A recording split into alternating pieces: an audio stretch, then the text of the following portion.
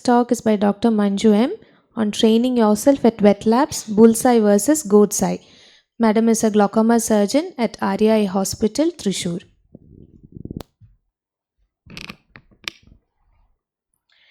Good morning, all.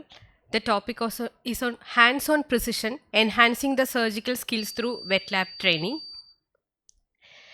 So, what's a learning curve? A learning curve in a surgery is a graph that shows how a surgeon's performance improves with experience. So, you can see in the learning curve, there is a slow beginning and there is a steep acceleration. So, if you can gear up this slow beginning phase, then there can be there is a lot of time that you can save during the next phases. So, how to accelerate the slow phase in a learning curve? That is important.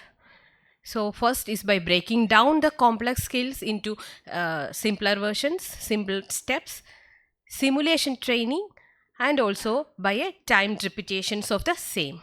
So one step that helps you in that is a wet lab training. So the advantages of a wet lab training is that you can be better equipped on the real eye. It can enhance your psychomotor skills. It can enhance your eye-hand coordination, and it is done in a less stressful environment, which helps you to do better. So these are the steps for setting a wet lab. You should have a defined training objectives, like what all surgeries you are planning, like phaco, trab, or any other surgeries, or whether it is retinal surgeries, what all you need in this wet lab. Realistic stimulation models if possible, and high quality equipments, microsurgical setups and visualization technologies, audiovisual if possible. Priority to safety and sterility, always give priority to safety and sterility, and continuous feedbacks and skill assessment is also needed. So first, better to start with the lectures and then do the wet lab practice. And when you when you do the surgery, you may feel some steps that is difficult, and if possible do the wet lab training for those difficult steps, which is focused on these steps, and which will improve you in the OT surgeries in the next session, and if possible have the video discussions.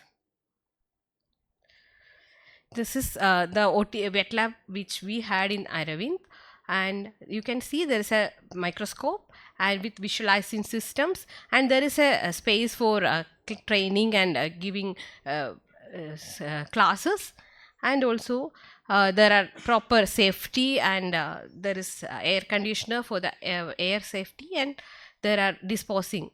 So the safety should be there, and sterility should be there, and provisions for class. So microscope with a side scope camera, and connect, if possible, connected to the TV screen, and phaco machines with tubings and expandables. And these are the instruments, equipments and instruments. And eyeball fixing devices. For the proper fixation of the eyeball, you need, for better training, you need fixation properly. And select artificial anterior chamber, and for the suture practice, and for PKPs if you need that.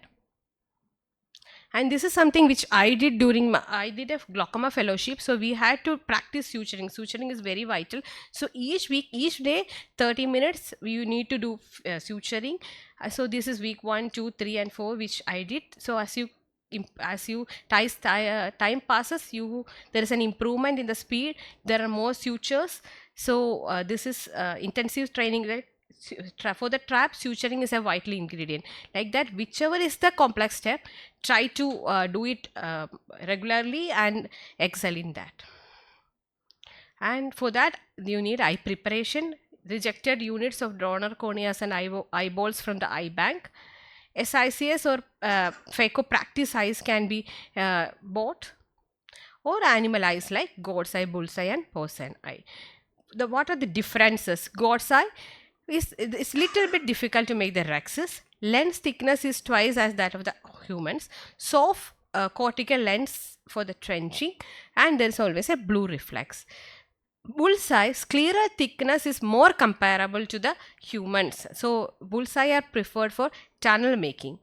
Porcine eyes are thick more elastic and viscous ALC mimicking pediatric anterior lens capsule.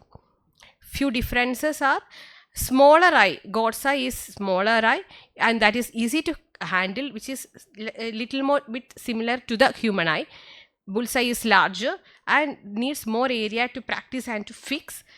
Thinner corneas resembling God's eye have thinner corneas, other one thicker corneas. Lenses are smaller and softer. And the bullseye lenses are harder and denser, and it's easy availability of the God's eye than the bullseye. But if you want to make a practice on the tunnel making, bullseye may be better than the God's eye.